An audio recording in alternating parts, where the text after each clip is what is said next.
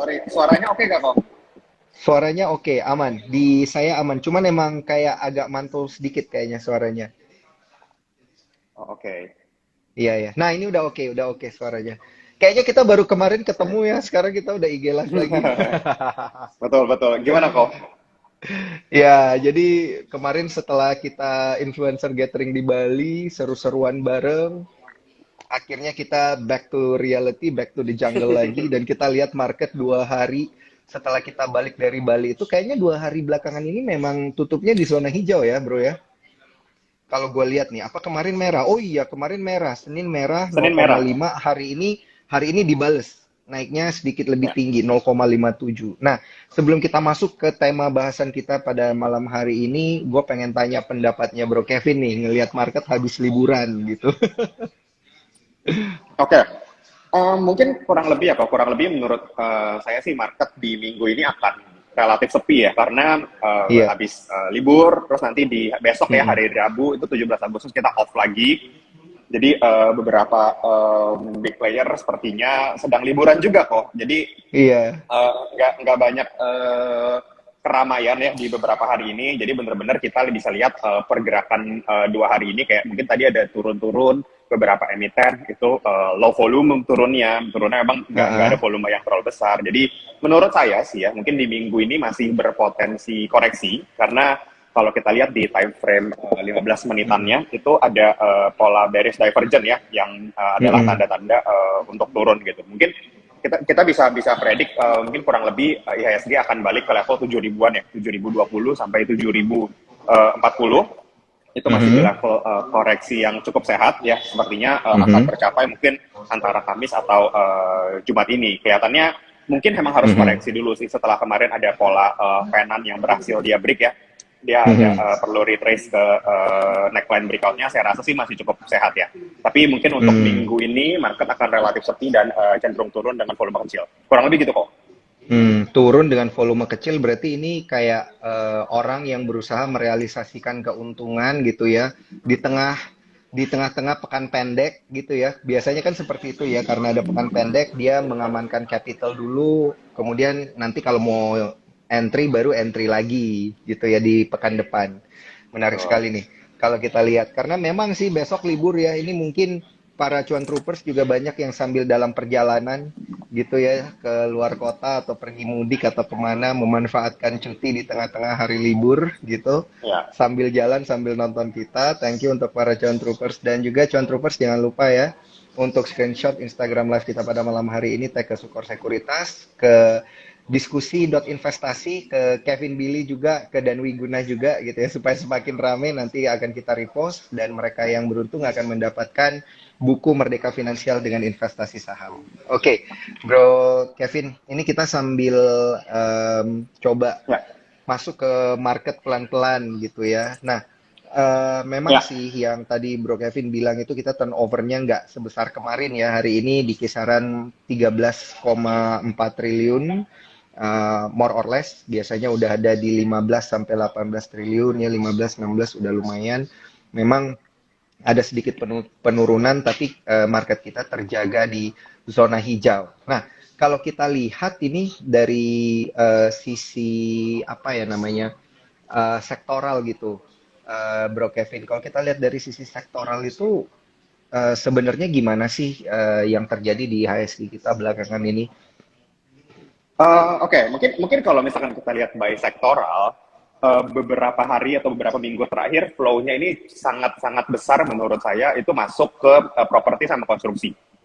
Oh, Dan oke. ya, dan memang kelihatannya kebanyakan dari mereka itu ada pola reversal di bawah, mungkin ada cup and handle, ada double bottom, itu sangat-sangat Mm-mm. menarik ya karena breakout-nya disertai volume yang besar dan setelah Mhm. sekian lama dia kan koreksinya udah jauh sekali nih ya. Kita lihat sektor-sektor lainnya yang udah jalan, tapi konstruksinya itu Mm-mm. sama propertinya relatif di situ aja. Jadi menurut saya flow saat ini ya terpusat masih ke mereka. Tapi kalau misalkan Mhm. kita lihat mungkin bukan by sektoral tapi by market caps ya. Kalau saya lihat asing masih cukup stabil masuk ke big caps kok. Jadi Hmm. sepertinya kan kita tahu ya kalau misalkan foreign masuk memang play-nya itu bukan untuk harian, bukan untuk mingguan, tapi agak jangka Long menengah term nih. ya. Iya, Iya, iya, jangka iya, menengah iya. sampai jangka panjang. Jadi saya rasa Mhm. dengan masuknya asing di level IHSG 7 ribuan, ini positif sekali sebenarnya untuk IHSG karena artinya asing masih melihat proyeksi IHSG beberapa satu atau mungkin 1 tahun ke depan lah ya kita bahas itu masih cukup Mhm. bullish. Jadi Mhm. ini sangat-sangat menarik untuk kita yang trading, apalagi kita dengan secara kita mungkin kita anggap sebagai retail yang kapitalisasinya relatif kecil, itu gampang untuk keluar masuk pindah-pindah sektor. Enaknya tuh begitu. Jadi once kita Hmm. lihat properti, konstruksi ini benar-benar bagus, kita bisa langsung switching ke sana.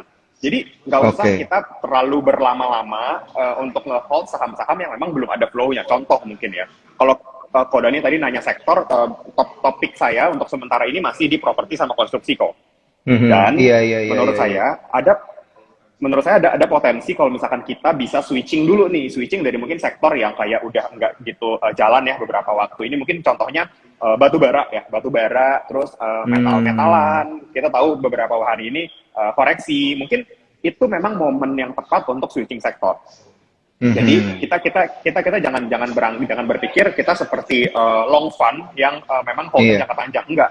Kita mendingan karena kita likuiditasnya bisa bagus, mendingan kita pindah-pindah. Kalau saran saya sih seperti itu. Jadi saat ini menurut saya terbaik ke properti sama konstruksi. Baru mungkin nanti di Mhm. akhir tahun kita bisa mulai lihat-lihat lagi emiten batu bara karena menjelang Oke. winter biasanya itu ada kebutuhan batu bara yang meningkat, terus harga batu bara bisa kepam lagi. Ya walaupun sekarang udah cukup tinggi ya, mungkin nanti bisa ada potensi kepam Mhm. lagi. Itu baru kita bisa manfaatkan swingnya. Jadi mungkin sampai ke untuk yang swing jangka menengah berapa bulan ke depan mungkin bisa fokus saja ke sektor konstruksi sama properti mungkin, dan juga ada potensi bank-bank kecil ya, bank-bank kecil yang memang belum memenuhi kebutuhan modal akan right issue, itu juga bisa jadi potensi untuk teman-teman yang trading jangka pendek. Mungkin gitu kok sektoral view-nya. Wah, menarik, menarik. Karena bener sih, dari kemarin gue lihat Adi, Waskita, yang kayak gitu-gitu kan, ini gila sih, kayak mendadak kok tiba-tiba geraknya banyak nih. Kita juga nggak tahu nih sebenarnya ada sentimen apa, gitu Ya. ya. Apakah ada keterkaitan dengan pembacaan apa ya, APBN ya, kalau nggak salah ya kemarin ya, dari Menteri Keuangan kemarin apa hari ini lupa deh. Pokoknya terkait dengan itu kan biasa kita memang di tahun-tahun sebelumnya pembiayaan terkait dengan konstruksi itu adalah yang tertinggi gitu ya. Baru kemudian ya setelah infrastruktur, maksudnya infrastruktur yang tertinggi barulah kemudian masuk ke pengembangan sumber daya manusia. Nah, ini menarik banget untuk kita lihat lebih lanjut. Dan yang saya tertarik itu dengerin tadi Bro Kevin ada bilang tentang bank mini yang belum memenuhi kebutuhan ininya ya, apa sih namanya, modal inti gitu. Emang masih ada nih, Bro? Jadi gini sebenarnya kalau misalkan kita lihat kayak gitu ya, selalu Ya. peraturan itu tuh selalu ada gitu ya. Kayak misalkan Mm-mm. nanti berapa nanti dikeluarin lagi buat ngepam lagi sektornya, itu pasti akan ada. Dan entah siapapun, apakah dia benar-benar belum memenuhi atau dia sudah memenuhi, itu bisa memanfaatkan untuk right issue karena memang lagi enak gitu. Karena gini, Iya, iya, iya. right issue itu, kita kan tahu right issue itu nambah modal ya, udah IPO, butuhan modal tambahan. Jadi siapapun, walaupun dia sudah memenuhi, kalau misalkan dia right issue dan bisa dapat tambahan modal, pasti mau-mau aja gitu kan. Nah sekarang Mm-mm. yang bisa kita manfaatkan sebagai mungkin short term trader adalah sentimen itu. Jadi tapi gini, menurut Mm-mm. saya ya, kalau menurut saya ini sentimen yang sangat-sangat short term, dan saya biasanya untuk trading cepat aja, nggak akan hold yang terlalu lama gimana-gimana, karena balik lagi ini belum belum cukup trusted gitu ya kalau menurut saya by fundamental, karena at the end menurut saya setiap orang akan pakai bank yang sudah dia percaya dan dia punya aksesnya banyak. Toh bank mini ini kalau misalkan tidak diakuisisi, tidak merge, tidak jadi digital banking atau apa, menurut saya story-nya nggak akan terlalu heboh sih. Jadi Mhm. mungkin teman-teman bisa dilihat aja yang nanti mau right issue, terus nanti perhatikan harga rata-rata right issue-nya di berapa. Itu pasti kita udah kebaca lah pattern-nya, karena ini bukan pattern pertama nih. Tahun lalu juga udah Hmm. pernah kejadian. Nah, teman-teman lihat aja bank mana Mm-mm. yang biasanya right issue di atas atau di bawah, terus nanti brokernya biasanya pakai siapa, itu boleh diperhatikan. Tapi kalau saya pribadi tidak terlalu banyak exposure ke Bank Mini ini. So jadi saya nggak terlalu merekomendasikan, apalagi untuk teman-teman yang memang tidak bisa trading untuk terlalu cepat. Mungkin gitu sih kok. Oke oke oke. Berarti volatilitas tinggi, risiko juga lebih tinggi gitu ya. Kalau kalau saya Telat-telat tetap mencet, akan lebih nyaman, iya kalau saya tetap akan lebih nyaman main di konstruksi properti gitu ya. Baru ntar di iya. akhir tahun mungkin kita bisa lihat lagi ke batu bara, mungkin gitu.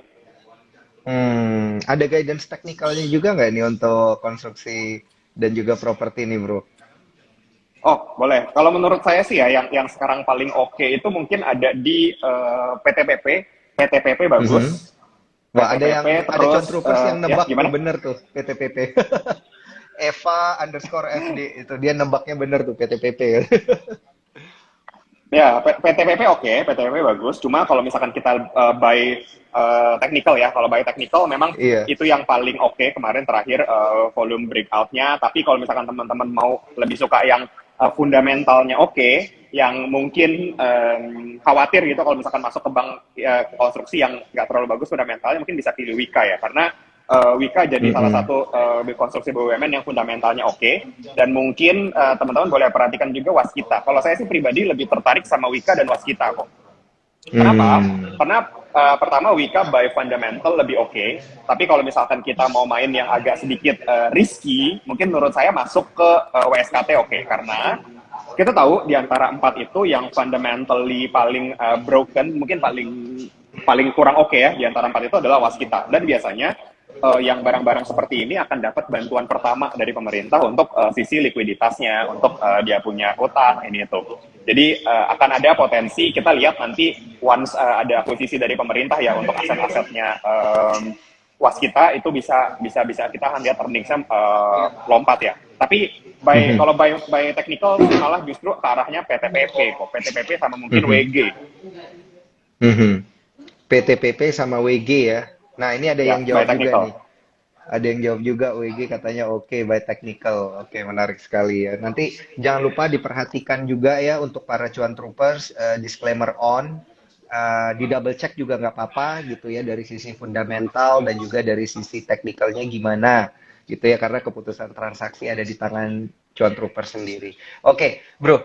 em, kita akan membahas tentunya terkait dengan tema kita malam hari ini IPO, exit plan atau business plan dan tentunya kita juga akan membahas emiten-emiten yang IPO gitu ya belakangan ini karena banyak yang bilang ini kok emiten yang IPO belakangan ini volatilitasnya tinggi sekali dan tidak ada maksudnya sedikit sekali sepertinya belakangan ini emiten-emiten IPO yang jumlahnya yang nilai profitnya itu jumbo gitu apa nih sebenarnya? Apakah itu exit plan atau ada pengembangan bisnis plan nanti ke depannya? Nah, untuk yang ingin bertanya jangan lupa untuk memasukkan pertanyaannya melalui kolom question and answer nanti akan kita bahas satu persatu. Nah, tapi kalau kita bisa mulai dari awal nih, bro terkait dengan IPO sendiri. Kalau Bro Kevin lihatnya seperti apa sih? Butuh nggak sih satu bisnis itu IPO sebenarnya? Oke, mungkin gini ya. Kalau apa teman-teman langsung mungkin kita udah tahu lah ya maksud IPO itu apa. Cuma Mhm, sekali lagi gini, IPO itu salah satu tujuan utamanya adalah meningkatkan valuasi sebuah perusahaan. Jadi bukan mhm, hanya melempar ke publik, tapi sebenarnya ada valuasi yang mhm, didongkrak juga mungkin. Makanya kita bisa lihat valuasinya by price to book value atau kita bandingkan dengan equity itu market market capnya mhm, jauh di atas equity ada tuh. Nah itu salah satu untuk ngepam valuasi. Nah valuasi ini tujuannya apa? mhm. Valuasi ini tujuannya biasanya itu akan masuk sebagai harta shareholders kan. Contoh, misalkan Mhm, ownernya punya 30%, terus di IPO kan dengan market cap yang luar biasa. Nah, otomatis harta kekayaan ownernya ini akan naik tercatat, walaupun belum realize. mhm, Jadi teman-teman perlu tahu untuk menaikkan valuasi itu kadang-kadang nggak harus perusahaannya berkembang, tapi bisa dilempar aja ke publik karena kita sama-sama tahu ketika barang itu dilempar, itu market cap-nya berapa, valuasinya berapa, saham beredarnya berapa, itu benar-benar kita sebagai investor retail nggak bisa tahu. Jadi ya benar ya udah kita tinggal baca prospektus saja dia seperti apa hasilnya. Nah, perusahaan itu perlu IPO atau enggak? Menurut saya, untuk kebaikan perusahaan, yes, perlu IPO. Makanya, menurut saya hampir seluruh perusahaan di Indonesia itu targetnya IPO sebenarnya. Oke, bikin Mm-mm. company ini, bikin company itu, bisnisnya ini, ya udah nanti di IPO-in. Tujuannya kan itu. Nah, sekarang IPO itu tuh seperti owner melepas kepemilikan sahamnya ke retail. Nah, kita harus mikir lagi nih, kira-kira kalau misalkan kita beli, ini menguntungkan atau enggak? Nah, menguntungkan Mhm. ini biasanya ada dua sisi nih, sisi trading jangka pendek atau trading jangka panjang aja. Jadi Mhm. jadi kalau misalkan untuk trading jangka pendek, ya udah kita kita pure tinggal lihat flow-nya aja. Tapi kalau misalkan kita mau cari cuan jangka panjang, kita harus lihat fundamentalnya, prospektusnya nih. Nanti uang IPO-nya dipakai untuk apa? Terus benar atau enggak nih si manajemennya? Ini itu panjang sih sebetulnya analisanya. Tapi menurut saya, kalau saya ya saat ini dengan melihat IPO yang banyak kemarin, kita kan apa namanya, kayaknya sulit gitu ya untuk analisa semuanya satu persatu. Kalau saya sih langsung deh. Oke, dari 10 emiten, saya lihat bisnis mana yang menarik sebetulnya untuk jangka panjangnya. Kalau misalkan udah nggak menarik, ya udah saya udah nggak bakal sentuh. Jadi kita balik lagi lah, kita kita sebagai chartis gitu ya, sebagai orang-orang teknikal yang percaya kalau teknikal itu bisa berpengaruh. IPO ini nggak ada chartnya. Jadi teman-teman di sini harus lebih realistis untuk melihat apakah oke atau enggak untuk Betul. masuk dari sisi itunya. Jadi kalau saya sih tidak terlalu banyak main saham IPO karena yaitu secara historical chartnya belum bisa dilihat, terus prospektusnya ya kita cuma bisa percaya aja, terus saham beredar valuasinya ya kita cuma bisa nerima aja. Jadi kontrolnya lebih sedikit. Mendingan saya beli saham yang udah ada di market, chartnya udah ada, historicalnya udah ada, earningsnya udah ada, dividennya udah ada, lebih banyak yang bisa saya analisa. Mungkin gitu sih kok. Iya, iya, iya, iya, bener, bener, bener, bener. Karena kalau dia itu baru IPO, otomatis nggak bisa kita cek secara taktikal ya, cuman bisa ngelihat dari sisi fundamental, prospektus terakhirnya dia kayak apa gitu ya, tahun bukunya pakai yang tahun berapa, Ya, kemudian yang perlu diperhatikan juga adalah apakah dia strategic IPO atau enggak gitu ya, karena kan belakangan banyak yang bilang kayak gitu, wah ini strategic ya, IPO nih, hati-hati nih gitu dan lain sebagainya. Padahal sebenarnya itu tergantung kembali lagi ya ke para analisa, para cuan trooper sendiri sebenarnya ya untuk ngelihat. Karena ada kan kalau kita lihat ya bro ya, emiten yang dibilangnya itu strategic IPO yang katanya cuma mainin volatilitasnya aja, tapi ternyata belakangan dia terbang beneran gitu dan lain ada. sebagainya gitu ya. Banyak kok. Banyak ya. Nah, kalau dari Banyak. Bro Kevin sendiri, ini ada pengalaman apa nih terkait dengan mencoba IPO? Mungkin ada pengalaman nggak cobain IPO atau bertransaksi di saham-saham yang baru-baru IPO, mungkin tidak langsung gitu ya, tapi mungkin kayak setelah seminggu, 2 minggu, atau setelah sebulan baru mulai ngikut untuk bertransaksi.